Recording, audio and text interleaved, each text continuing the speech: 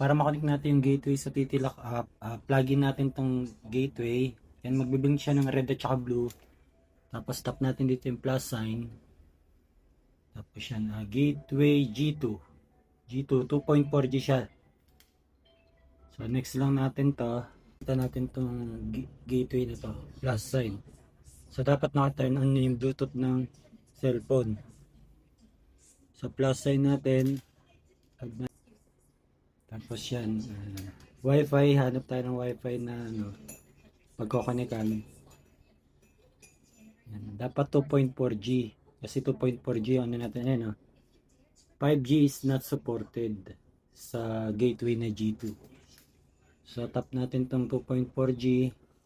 Tapos ilalagay natin yung password ng Wi-Fi.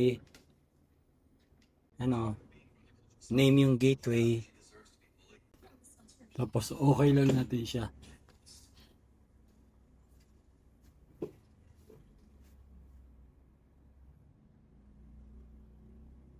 So okay na siya, added na siya.